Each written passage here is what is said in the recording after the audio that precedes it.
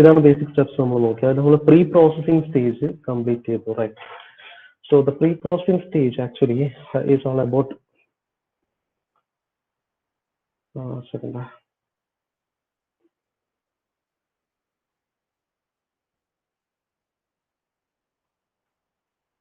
Okay, so your pre-processing stage is all about your discretization and numbering of nodes, right? And then discretization എന്താണ്? Okay, so discretization is simply cutting the whole element into a whole model into small pieces. അല്ലെ, നമ്മൾ discretisation one dimensional ആണ് എങ്ങനെയാണ് നോക്കി നമ്മൾ straight lines വെച്ചിട്ട് discretize ചെയ്യും. ഒരു സർഫസ് ആണെങ്കിൽ there are different options like triangular options and rectangular options. അങ്ങനെ ഒരുപാട് ഓപ്ഷൻസ് ഉണ്ട്. Similarly, when it comes to solid model, there are different other models. Okay, so we have completed that. First, one dimensional element, these are the different types. Two dimensional element we have seen. You have three-noted triangle, six-noted triangle, four-noted quadrilateral element, right? Now, when it comes to 3D elements, you have tetrahedral element, hexahedral element, and all, and the last type is axisymmetric elements, right? Now, after that, we have seen what is the numbering of nodes, right? So, numbering of nodes in the case, രണ്ട് possible vase നമുക്ക് പിന്നെ numbering ചെയ്യാം. അതിൽ ഏതാണ് ഏറ്റവും best എന്ന് നമ്മൾ കണ്ടുപിടിച്ചു. And that is the shorter side size എന്ന് എഴുതിയ shorter side numbering is followed. Okay, shorter side numbering is followed in finite element method. Okay, because അതിന്റെ കേസിലാണ് maximum minus minimum നമുക്ക് ഏറ്റവും minimum value ആയിട്ട് കിട്ടുന്നത്. Right. So we have completed the pre-processing stage. Now we'll go with the analysis stage. Okay, so analysis stage is starting with the selection of displacement function and then the material behavior, derivation of element stiffness matrix, forming of global stiffness matrix, and applying boundary condition. All these things comes under your analysis stage. Okay, so we'll see one by one how these things are done. ഇത് നമ്മൾ ആദ്യം കണ്ട ആ വീഡിയോയിലും ഇതൊക്കെ ആ ഒരു ചെറിയ വീഡിയോയിൽ തന്നെ ഈ കാര്യങ്ങളെല്ലാം അവിടെ എക്സ്പ്ലെയിൻ ചെയ്തിട്ടുണ്ടായിരുന്നു. Right. Okay, so we'll see in detail how is this thing done. Okay, so we'll start with the analysis phase.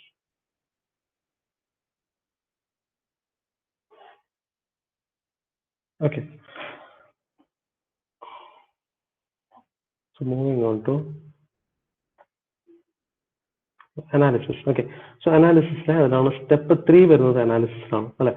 So this actually deals with the selection of displacement function.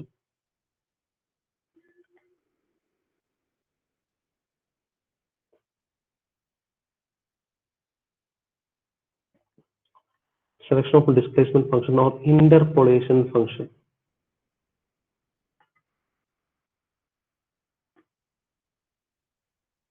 Or interpolation function. Fine.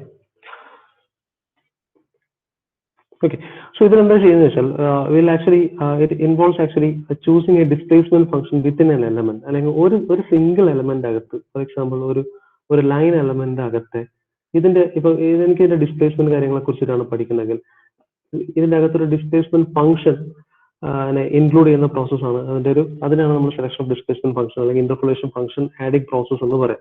Okay, so basically you can add polynomials of linear equations add ചെയ്യാം, അല്ലെങ്കിൽ quadratic വരാം. So normally your linear, quadratic and cubic forms are generally used as a displacement function. Okay, so your normal displacement functions are actually linear function, linear, quadratic and cubic are generally used as displacement functions.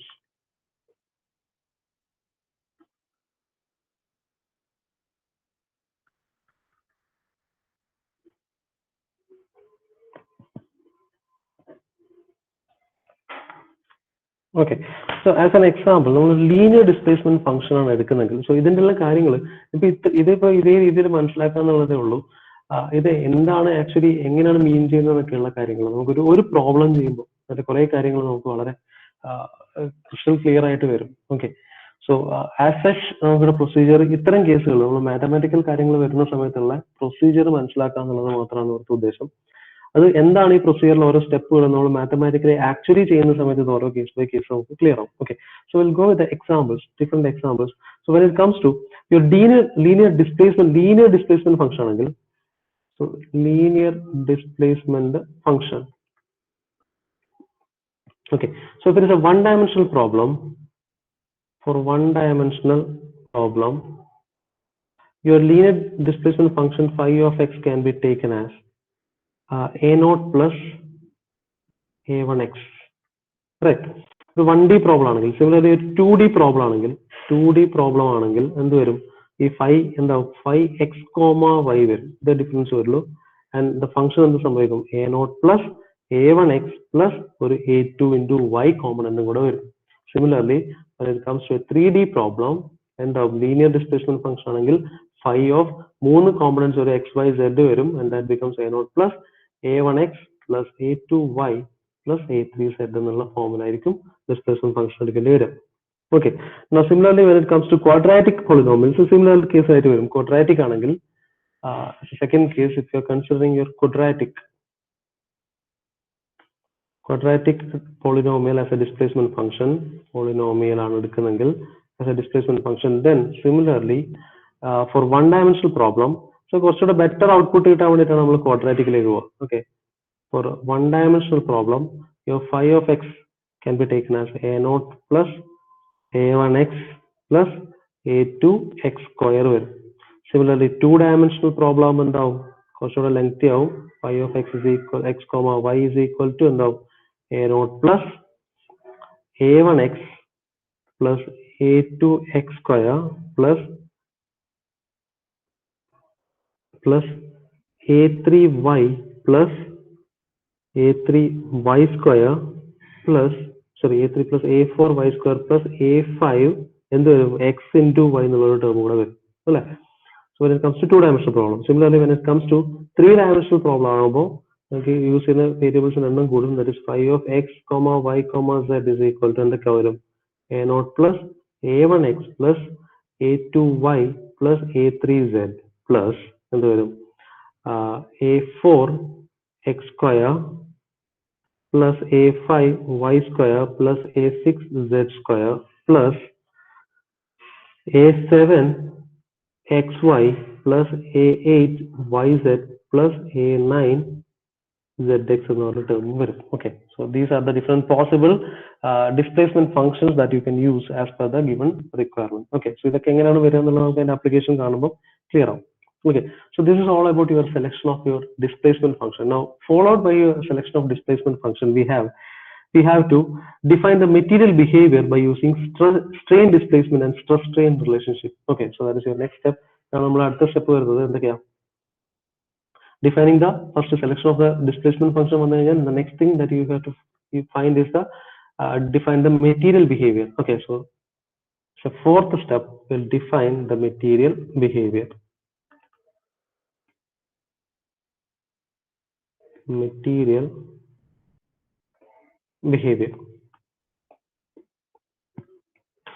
Okay, so in this material behavior define ചെയ്യാന്ന് പറഞ്ഞാൽ അതിന്റെ material properties വരെ കൊടുക്കുക എന്നുള്ളതാണ്, അല്ലെങ്കിൽ stress strain relationship define ചെയ്യുക എന്നുള്ളതാണ്. Okay, so here നമുക്ക് basically അറിയാവുന്ന for a one dimensional deformation the strain displacement relationship is actually given as your for 1D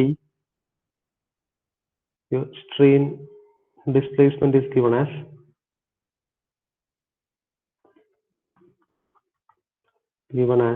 strain is equal to du by dx. Okay, u displacement function ആണ്. Basically similarly stress strain relationship അതേപോലെ തന്നെ stress strain relationship ഉണ്ട്. Stress strain relationship,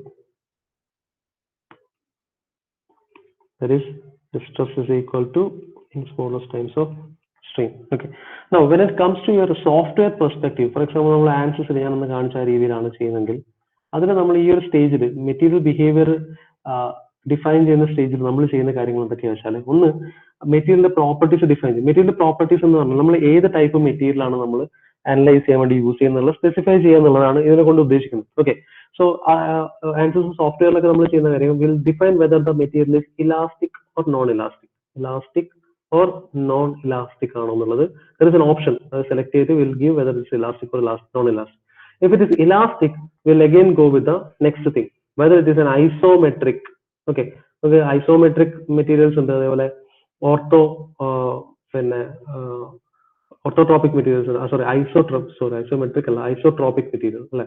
whether it's an isotropic material ആണോ എന്ന് ചോദിക്കും. Okay, so isotropic ഉണ്ട്, orthotropic ഉണ്ട്, anisotropic ഉണ്ട്, അങ്ങനെ 3 ടൈപ്പ് ഓഫ് കാറ്റഗറീസ് ഉണ്ട്. ഓക്കെ, അതിൽ ഏതിലാണ് വരാൻ നോക്കി, ഇലാസ്റ്റിക് ആണ്, അത് ഐസോട്രോപിക് ആണോ നോക്കും. ഐസോട്രോപിക് ആണെന്ന് പറഞ്ഞാൽ മെറ്റീരിയൽ പ്രോപ്പർട്ടീസ് ഒരു സെയിം ഡയറക്ഷനിൽ സെയിം ആയിരിക്കും എന്നുള്ളതാണ് അല്ലെ, ഒരേ ഡയറക്ഷനിൽ മെറ്റീരിയൽ പ്രോപ്പർട്ടീസ് എല്ലാം സെയിം ആയിരിക്കും.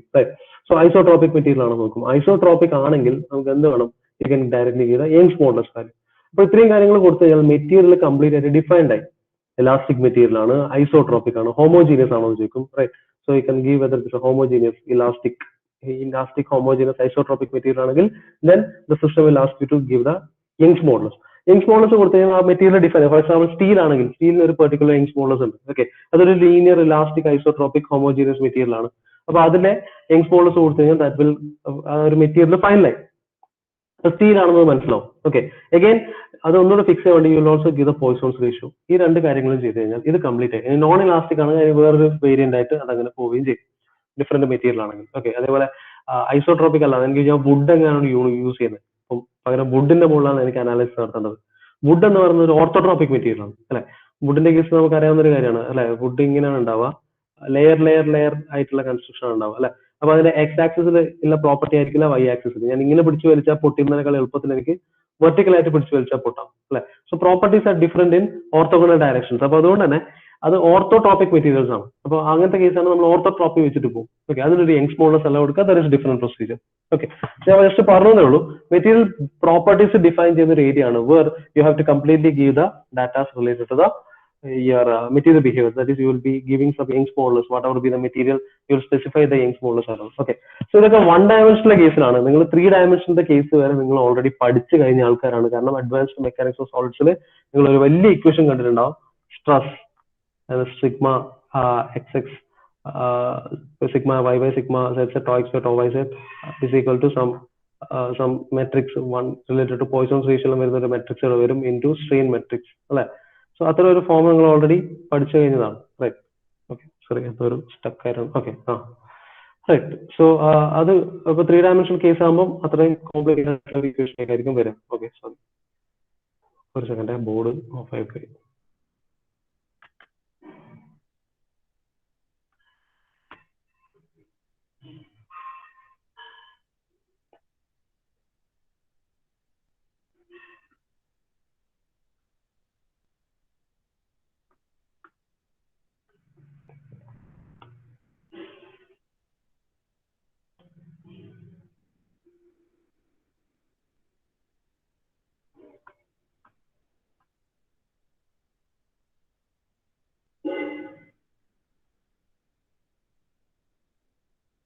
Okay, so ഇതായിരുന്നു ഫോം. Right, right. So when it comes to 3 dimensional case എടുക്കുകയാണെങ്കിൽ അതിന്റെ കോംപ്ലക്സിറ്റി അതിനനുസരിച്ച് കൂടും. That's it. Okay, so will see all those things. അത്ര കോംപ്ലിക്കേഷനിലേക്കൊന്നും പോകണ്ട, സിമ്പിൾ കാര്യങ്ങൾ നമുക്ക് ചെയ്യാനുള്ളൂ. ഓക്കെ, സോ 1 dimensional ബാറിന്റെ കേസ് മാത്രമേ നിങ്ങൾക്ക് ഇപ്പം തൽക്കാലം പഠിക്കാനുള്ളൂ. അപ്പോൾ ഒന്നും ചെയ്യുന്ന കാര്യമല്ല. Okay, fine. So your first step is to define the material property. Okay, so analysis in the 2 stage കഴിഞ്ഞു, and then followed by the next step is the derivation of the element stiffness matrix. Okay, the derivation of the element stiffness matrix.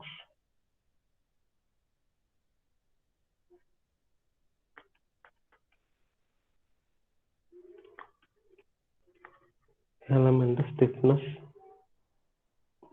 matrix. Okay, so ഈ പിന്നെ finite element method എന്ന് പറയുന്നത് തന്നെ it is actually, ഞാൻ പറഞ്ഞിട്ടുണ്ട്, നമ്മൾ ആദ്യത്തെ case പറഞ്ഞിട്ടുണ്ട്, നമ്മൾ ഒരു കോംപ്ലിക്കേറ്റഡ് ഒരു ഇക്വേഷനെ നമ്മളൊരു പിന്നെ എന്താണ് ഒരു ലീനിയർ ഇക്വേഷൻ ഫോമിലേക്ക് മാറ്റുന്ന ഒരു പ്രോസസ്സാണ്. So ultimately will be transferring all those equations to a form F is equal to sum K into sum D എന്നുള്ള ഫോമിലേക്ക് നമ്മൾ കൊണ്ടുവരും. where f is some matrix and k is your stiffness matrix and this one is the displacement matrix. Okay, there are different പ്രോബ്ലത്തിനനുസരിച്ചിട്ട് ഓരോ മെട്രിക്സിന്റെ വാല്യൂസും കാര്യങ്ങളും മാറും, അത്രമാത്രം. Okay, so അതിലെ ഒരു മെയിൻ ടോപ്പിക് അല്ലെങ്കിൽ മെയിൻ ഏരിയ തന്നെയാണ് is the derivation of stiffness matrix അല്ലെങ്കിൽ കെ മെട്രിക്സ് ഡിറൈവ് ചെയ്തെടുക്കുക എന്നുള്ളത്. Okay, so went for example നമ്മളൊരു കർവിന്റെ കേസിൽ ഞാൻ പറഞ്ഞു, അല്ലെങ്കിൽ ഫോർ എക്സാമ്പിൾ നമുക്ക് ഒരു സിമ്പിൾ കേസ് പറയാം. For example you are analysing a cantilever beam. Okay, so for example you're solving for a cantilever beam,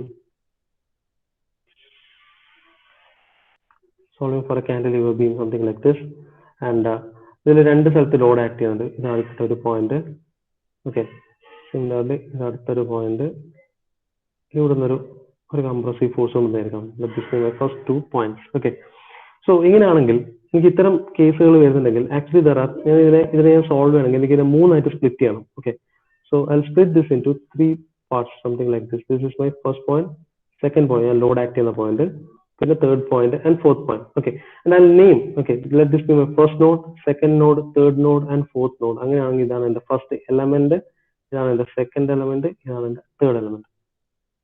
okay, so എന്ത് ചെയ്യണമെന്ന് വെച്ചാൽ, so in this face, okay, ഈ ഒരു സ്റ്റേജിൽ എന്ത് ചെയ്യുന്നത് വെച്ചാൽ will define A stiffness matrix. ഈ ഒരു യൂണിറ്റിനെ നമുക്ക് ഇവിടെ ഈ ഒരു കേസിന് കറസ്പോണ്ടിങ് ആയിട്ടുള്ള ഒരു stiffness matrix will define. Okay, so ഒരു സ്റ്റിഫ്നെസ് മാട്രിക്സ് എനിക്ക് കിട്ടും. സെക്കൻഡ് സ്റ്റേജ് 2 to 3 എനിക്ക് ഇതേപോലെ തന്നെ സെക്കൻഡ് എലമെന്റിനും ഫസ്റ്റ് എലമെന്റ് ഞാൻ സ്റ്റിഫ്നെസ് മാട്രിക്സ് കണ്ടെത്തും, സെക്കൻഡ് എലമെന്റിന് ഞാൻ ഇതുപോലെ തന്നെ സ്റ്റിഫ്നെസ് മാട്രിക്സ് കണ്ടെത്തും, തേർഡ് എലമെന്റിന് ഞാൻ ഇതുപോലെ തന്നെ സ്റ്റിഫ്നെസ് മാട്രിക്സ് കണ്ടെത്തും. സോ ഈ ഒരു സ്റ്റേജ് ആണ് ഡെറിവേഷൻ ഓഫ് സ്റ്റിഫ്നെസ് മാട്രിക്സിന്റെ സ്റ്റേജ്. അത് എങ്ങനെ ചെയ്യുന്നുള്ളത് നമുക്ക് ഡീറ്റെയിൽ ആയിട്ട് ആ ഒരു പ്രോസസ്സ് പ്രോബ്ലത്തിന്റെ സമയത്ത് എത്തുന്ന സമയത്ത് ഡിറൈവ് ആയിട്ട് നോക്കാം. Okay, so in this stage we are actually finding out this matrix അല്ലെങ്കിൽ stiffness matrix we are actually deriving. Okay, so it is actually here form എന്ന് പറഞ്ഞാൽ it is actually the phase in which you start representing this in this form where അല്ലെങ്കിൽ നമുക്ക് ഇങ്ങനെ പറയാം where FE is equal to KE into DE where E represents an element. Okay, element stiffness matrix ആണ് നമ്മൾ ഇവിടെ ആക്കുന്നത്, element, and your FE is the element for element is a okay, it is a where FE is the vector of element nodal forces.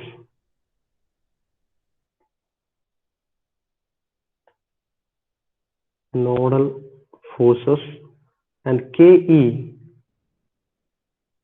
is the element stiffness matrix.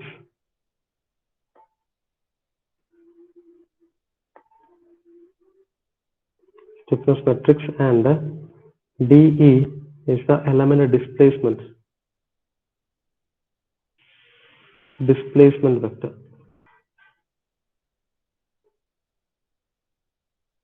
DE is the element displacement vector.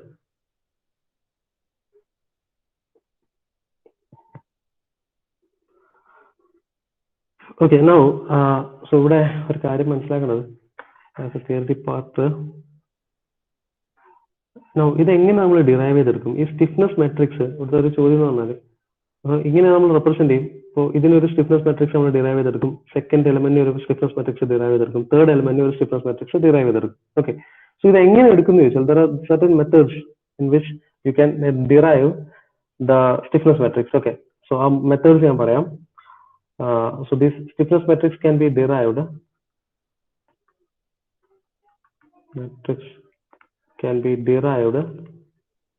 by the following methods. Okay, ഒന്ന് first one എന്ന് പറഞ്ഞാൽ direct equilibrium method ആണ്, and we will be using this method. Okay, direct equilibrium method. ഇന്ന് കാണുന്ന പേര് കേൾക്കുന്ന പേടിക്കൊന്നും വേണ്ട, ഇതെല്ലാം വളരെ സിമ്പിൾ ആയിട്ട് ചെയ്യാൻ പറ്റുന്നതാണ്. ഓക്കെ, ഓക്കെ, സോ ഇതിൽ നമ്മൾ ഫോഴ്സ് ഇക്വിലിബ്രിയം കണ്ടീഷൻ യൂസ് ചെയ്തിട്ട് ഡിറൈവ് ചെയ്യും. Okay, force equilibrium will be using the force equilibrium condition to derive. Okay, so that is very simple. Okay, second is the energy work or energy method. Work or energy method. Okay, important as a theory part. These are important. Note here, work or energy method. So ഇവിടെ the principle of virtual work.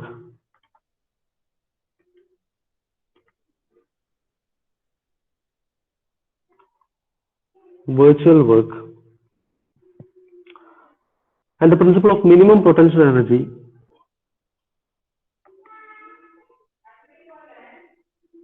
Principle of minimum potential energy. അതൊക്കെ നിങ്ങൾ AMS പഠിച്ചതാണ്. Principle of virtual വർക്കും പഠിച്ചിട്ടുണ്ട്, minimum potential എനർജിയും പഠിച്ചിട്ടുണ്ട്. Pi is equal to sum P minus P plus K minus P എന്നങ്ങനെ മറ്റൊരു ഇക്വേഷൻ ഒക്കെ ഉണ്ടായിരുന്നു അല്ലെ? So that comes under your minimum potential energy principle and Castigliano's theorem.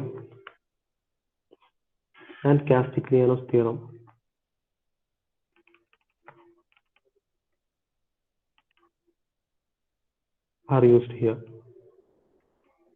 Okay, so നമ്മളെല്ലാം മറ്റേ യൂസ് ചെയ്തിട്ട് ചെയ്യാം. Okay, so third one is weighted residual method. This is more complicated. Weighted residual method. That is the third method, weighted residual method. Okay, these are used. It is mainly used when potential energy is not available. When the potential energy value for potential energy is not available. Normally the thermal analysis പ്രവർത്തനമാണ് കൂടുതൽ use ചെയ്യാറ്. അതുപോലെ ഒരു example for weighted residual method എന്ന് പറഞ്ഞാൽ Galerkin method ആണ്. Named after the person who found that method. Okay, Galerkin's method. Okay. So ഇതൊക്കെയാണ് different methods, but we will be going with the direct equilibrium method. But no, please note down these methods. ചോദിക്കാം stiffness matrix derive ചെയ്യുന്ന methods എന്തൊക്കെയാണെന്നുള്ളത് ചോദിക്കാം. അല്ലെങ്കിൽ write a short note on stiffness matrix എന്നൊക്കെ പറഞ്ഞാൽ you have to include all these points.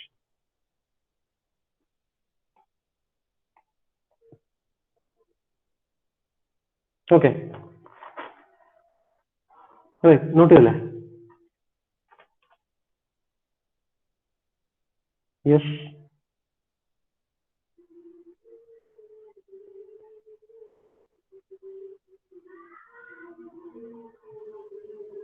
Yes, sir. Okay, right. Now, so the next step, as you can see, is നമ്മളിവിടെ എന്തൊക്കെ ചെയ്തത് ഒരു പിന്നെ മെറ്റീരിയൽ ബിഹേവിയർ ഡിഫൈൻ ചെയ്തതിനു ശേഷം ഒരു എലമെന്റ് സ്റ്റിഫ്നെസ് മെട്രിക്സ് ഫോം ചെയ്തു. പിന്നെന്താണ് ഗ്ലോബൽ സ്റ്റിഫ്നെസ് മെട്രിക്സ്, അതാണ് ഞാൻ പറഞ്ഞത്. അത് വളരെ ബ്യൂട്ടിഫുൾ ആയിട്ട് ആ വീഡിയോയിലും കാണിച്ചിട്ടുണ്ട്. ഇവിടെ നമ്മളിപ്പോൾ ഫോം ചെയ്ത എലമെന്റ് സ്റ്റിഫ്നെസ് മെട്രിക്സ്, ഒരു എലമെന്റിന് ഒരു മെട്രിക്സ്, അടുത്ത എലമെന്റ് അടുത്ത മെട്രിക്സ്. ഇനി എന്ത് ചെയ്യണം, ഇതെല്ലാം കൂടെ കമ്പൈൻ ചെയ്തിട്ട് ഒരു സിംഗിൾ മെട്രിക്സ് ഫോമിലേക്ക് കൊണ്ടുവരും. And that process is called global stiffness matrix. That's it, ഇത്രേ ഉള്ളൂ.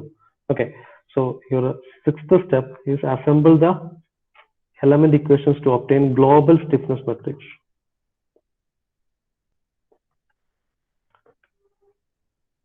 Element stiffness matrix to form a global stiffness matrix.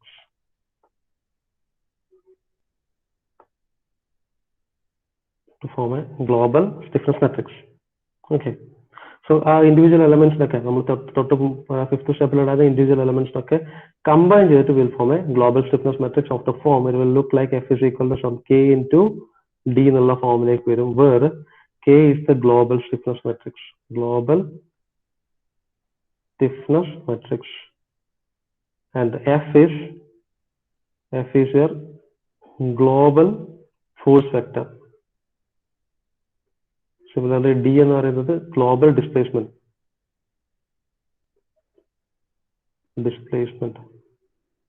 vector.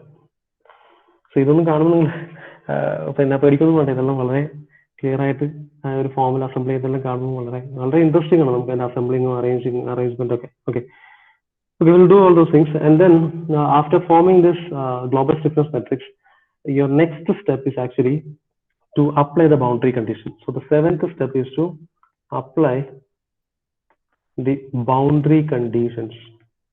Okay, boundary conditions നമുക്ക് എല്ലാവർക്കും അറിയാവുന്ന സാധനം. ഫോർ എക്സാമ്പിൾ ഒരു കാൻഡിലിവർ ബീം ആണ്, ഓക്കെ, നമ്മൾ അനലൈസ് ചെയ്യുന്നതെങ്കിൽ, okay, and one and is fixed. Okay, so ഇത് അറ്റ് എക്സ് ഈക്വൽ ടു 0 ആണ്, ഇത് എക്സ് ഈക്വൽ ടു എൽ ആണ്, if the length is L. Okay, if the length is L. So അങ്ങനെയാണെങ്കിൽ നമുക്ക് പറയാം, സോ ഫോർ എക്സാമ്പിൾ നമുക്ക് ഒരു condition പറയാൻ പറ്റുന്ന, ഇതിന്റെ കേസിൽ ഒരു ബൗണ്ടറി കണ്ടീഷൻ പറയാന്ന് വെച്ചാൽ when x equal to 0, my displacement at the point will be equal to, അല്ലെങ്കിൽ ഇത് a b എന്നുള്ള പോയിന്റ് ആണെങ്കിൽ delta L at a will also be equal to 0. Right. Now similarly, അപ്പോൾ ലോഡ് ഇങ്ങനെയാണ് act ചെയ്യുന്നതെങ്കിൽ, okay, vertical ലോഡാണ് act ചെയ്യുന്നതെങ്കിൽ, now similarly when x equal to 0, then the slope at a will also be equal to 0. കാരണം ഇത് ഇങ്ങനെയാണ് bend ആവുക അല്ലെ, ഇങ്ങനെയാണ് ബെൻഡ് ആവുക. സോ ഇതൊക്കെ ബൗണ്ടറി കണ്ടീഷൻസ് ആണ്. സോ എന്തിനാണ് ഈ ബൗണ്ടറി കണ്ടീഷൻസ് ഇവിടെ അപ്ലൈ എന്ന് വെച്ചാൽ, അങ്ങനെ ബൗണ്ടറി കണ്ടീഷൻസ് ഉണ്ടെങ്കിൽ നമ്മളെ ഇക്വേഷൻസ് കുറെ ചെറുതായി കിട്ടും, അല്ലെങ്കിൽ വളരെ സിംപ്ലിഫൈ ആയത് കിട്ടും. റൈറ്റ്. സോ അങ്ങനെയാകുമ്പോൾ നമ്മളിപ്പോൾ ഞാൻ പറഞ്ഞിട്ടുണ്ടായിരുന്നു നമ്മൾ ഗ്ലോബൽ സ്റ്റിഫ്നെസ് മെട്രിക്സ് എന്ന് പറഞ്ഞാൽ വലിയ മെട്രിക്സ് വരും. ഓക്കെ, അതിലെ കുറെ എലമെന്റ്സ് നമുക്ക് റിമൂവ് ചെയ്ത് ഒരു സിമ്പിൾ മെട്രിക്സ് ഫോമിലേക്ക് ആക്കണമെങ്കിൽ നമുക്കിതിലെ ബൗണ്ടറി കണ്ടീഷൻസ് അപ്ലൈ ചെയ്യണം, അറിയാവുന്ന സൊല്യൂഷൻസ് അപ്ലൈ ചെയ്യണം. ഇത് ശരിക്കും എന്താണെന്ന് വെച്ചാൽ നമ്മൾ പലപ്പോഴും ഈ ബൗണ്ടറി കണ്ടീഷൻ ഒക്കെ കേൾക്കും. ഇപ്പോൾ ഒരു പിന്നെ ഒരു കോംപ്ലിക്കേറ്റഡ് ഇപ്പോൾ ഒരു തെർമൽ സ്ട്രെസിന്റെ പ്രോബ്ലം ഉണ്ടെന്ന് വിചാരിക്കും. അതായത് ഇതിന്റെ അകത്തുള്ള ഹീറ്റ് ഡിസ്ട്രിബ്യൂഷൻ ഒക്കെ എനിക്ക് അറിയണം. പക്ഷെ എനിക്ക് ഇതിന്റെ എൻഡിലുള്ള ഹീറ്റ് ഒക്കെ എനിക്ക് അറിയാം, ബൗണ്ടറി ഉള്ള ഹീറ്റ് അറിയാം. ഓക്കെ, സോ അങ്ങനെയാണെങ്കിൽ ബൗണ്ടറി കണ്ടീഷൻ അപ്ലൈ ചെയ്യുന്ന സമയത്ത് എനിക്ക് ഇവിടുത്തെ അപ്ലൈ ചെയ്ത് കഴിഞ്ഞാൽ ഇവിടുത്തെ സൊല്യൂഷൻ എനിക്ക് കിട്ടും. അത്രത്തോളം സിംപ്ലിഫൈ ആയ ക്വസ്റ്റ്യൻ. അപ്പോൾ അത്തരം ആവശ്യങ്ങൾക്ക് വേണ്ടിയിട്ട് നമ്മൾ മെയിൻലി ബൗണ്ടറി കണ്ടീഷൻ അപ്ലൈ ചെയ്യുന്നത്. ബൗണ്ടറി കണ്ടീഷൻ അല്ലെങ്കിൽ ഇനീഷ്യൽ കണ്ടീഷൻ, ബൗണ്ടറി കണ്ടീഷൻ എന്ന് പറയുന്നത് വിത്ത് റെസ്പെക്ട് ടു പൊസിഷൻ, നമ്മൾ ഡിഫൈൻ ചെയ്യുന്നതാണ് ബൗണ്ടറി കണ്ടീഷൻ. ഇനീഷ്യൽ കണ്ടീഷൻ എന്ന് വെച്ചാൽ വിത്ത് റെസ്പെക്ട് ടു ടൈം നമ്മൾ ഡിഫൈൻ ചെയ്യുന്നതാണ് ഇനീഷ്യൽ കണ്ടീഷൻ. ഓക്കെ, സോ ഇതൊക്കെ നമ്മൾ യൂസ് ചെയ്യുന്നത് നമ്മളെ പ്രോബ്ലത്തിന്റെ കോംപ്ലിക്കേഷൻ കുറച്ച് നമുക്ക് പെട്ടെന്ന് സോൾവ് ചെയ്യാൻ വേണ്ടിയിട്ടാണ് നമ്മൾ ബൗണ്ടറി കണ്ടീഷനിൽ അപ്ലൈ ചെയ്യുന്നത്. അപ്പൊ ഇതിന്റെ എല്ലാം കേസിൽ ഇപ്പൊ ഈ ഒരു ബൗണ്ടറി കണ്ടീഷൻ അപ്ലൈ ചെയ്യുമ്പോൾ നമ്മളിപ്പം ഇത്തരം പ്രോബ്ലം ഒക്കെ നമ്മൾ ഇപ്പൊ ഡിസ്പ്ലേസ്മെന്റ് എല്ലാം ഡിഫ്ലക്ഷന്റെ ഒക്കെ പ്രോബ്ലം സോൾവ് ചെയ്യുന്ന സമയത്ത് ബൗണ്ടറി കണ്ടീഷൻ അപ്ലൈ ചെയ്യുന്ന സമയത്ത് നമുക്ക് ചില കോൺസ്റ്റൻസ് അപ്പൊ തന്നെ 0 ആയിട്ടും 1 ആയിട്ടൊക്കെ കിട്ടും. അങ്ങനെ നമുക്ക് കുറച്ചുകൂടെ എളുപ്പത്തിൽ അപ്ലൈ ചെയ്ത് പോവാം. സോ അത്രയും വളരെ ഇമ്പോർട്ടന്റ് ആണ് ഈ ബൗണ്ടറി കണ്ടീഷൻസ്. അപ്പൊ ഈ ഇത്തരം ഫൈനൈറ്റ് എലമെന്റ് മെത്തേഡിന്റെ കേസിൽ your matrix will become a smaller matrix, okay, after applying the boundary conditions. All those things we'll see when we are solving the problem. Okay, so problem ചെയ്യുന്ന സമയത്ത് നമുക്ക് ഇതിന്റെ സ്റ്റെപ്പും കാര്യങ്ങളൊക്കെ ഒന്ന് കമ്പയർ ചെയ്തിട്ട് ആ സമയത്ത് നോക്കാം. So that is all about your application of boundary conditions. Okay, so ഇത്രയും ആവുന്നതോടുകൂടി നമ്മുടെ അനാലിസിസ് ഫേസ് അവിടെ തീരും. റൈറ്റ്, ഓക്കെ, സോ ഇത്രയാണ് അനാലിസിസ് വരുന്നത്. നമുക്ക് ലാസ്റ്റ് പോസ്റ്റ് പ്രോസസിംഗ് സ്റ്റേജ് നാളെ നോക്കാം. അതിനുശേഷം നമുക്ക് കുറച്ച് സാമ്പിൾ പ്രോബ്ലംസും കാര്യങ്ങളും ഒക്കെ നോക്കാം. എങ്ങനെ സ്റ്റിഫ്നെസ് മെട്രിക്സ് എങ്ങനെ ഉണ്ടാക്കുന്നുള്ള റിലേറ്റഡ് ആയിട്ടുള്ള പ്രോബ്ലംസും കാര്യങ്ങളൊക്കെ നോക്കാം. Okay, right. ഇതിന്റെ നിങ്ങൾ എയർ വാക്ക് ടെക്സ്റ്റ് എടുത്ത് വായിക്കാൻ നോക്കിയാൽ ഭയങ്കര